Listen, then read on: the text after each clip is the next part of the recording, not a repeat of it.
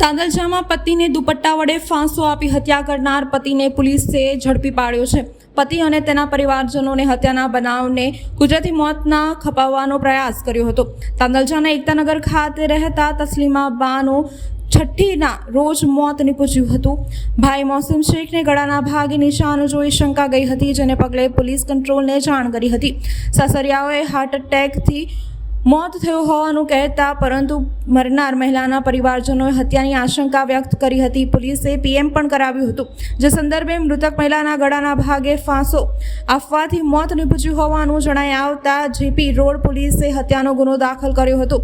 પોલીસે મહિલાના પતિ જાવેદ વાકિદ મંસૂરીની આકરી પૂછપરછ કરતા તે પકડાઈ ગયો હતો અને પત્નીના ચારિત્ર ઉપર આક્ષેપ કરી બપોરના સમયે દુપટ્ટા વડે ફાંસો આપી હત્યા કર્યાની કબૂલાત કરી હતી।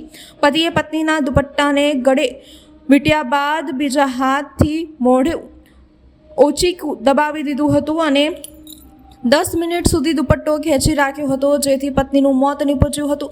સમગ્ર બનાવ સંદર્ભે पुलिस अधिकारी द्वारा विस्तृत माहिती आपवामां आवी हती। तांदलिया विस्तारमां किस्मत छोकरीना पासे छे, पेट्रोल पंपना पासे हमें आया, हमने घरे फोन आयु के ने अटेक आव्युं छे। हमें आईने जोयुं ते लोको हाथ पग सीधा करता था। हमें हटाईने जोयुं एनी तो ये गर्दन पर बहु बधा निशान हता एना। अच्छा, ए भाईनुं शुं केवुं छे?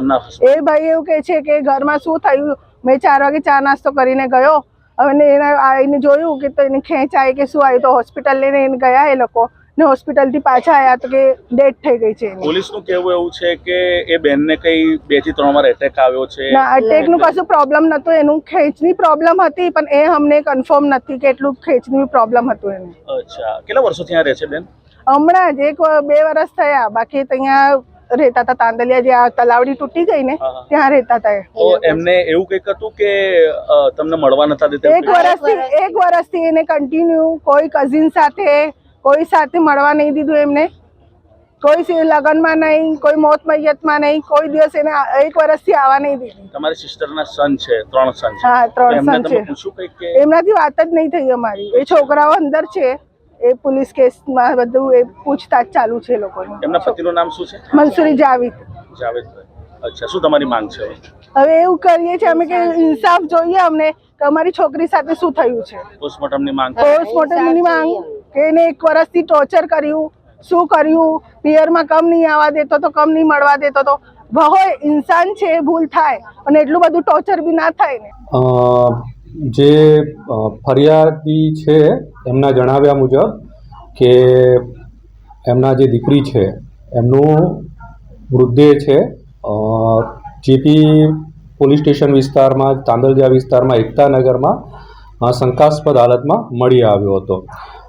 શરૂઆતમાં જ જે તે દિવસે છે એક્સિડેન્ટલ ડેથ, અનનેચરલ ડેથ દાખલ કરી અને રાત્રે જ પીએમ માટે મૃતદેહને છે પીએમ રૂમમાં મૂકી દેવામાં આવ્યો હતો।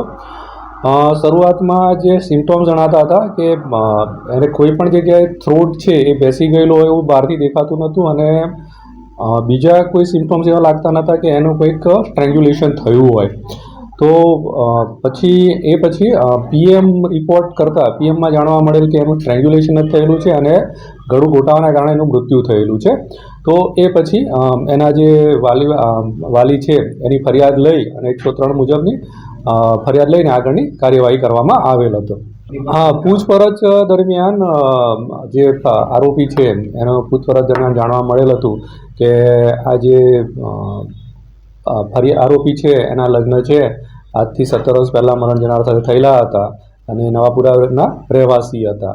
અને આ જે પતિ છે સતત શંકાશીલ હતો કે ભાઈ આ મારા વાઈફ છે એમનું કોઈ જગ્યાએ કંઈક ચાલી રહ્યું છે, એવી શંકાને કારણે કે આડા સંબંધ હોવાની શંકાને એને સતત શંકા રહેતી હતી। અને કાલે તે દિવસે પણ એને લઈને એની બોલચાલ થઈ હતી અને આવેશમાં આવી જઈને આણે એનું દુપટ્ટાથી ગળું ઘોટીને મૃત્યુ નિપજાવેલ હતું।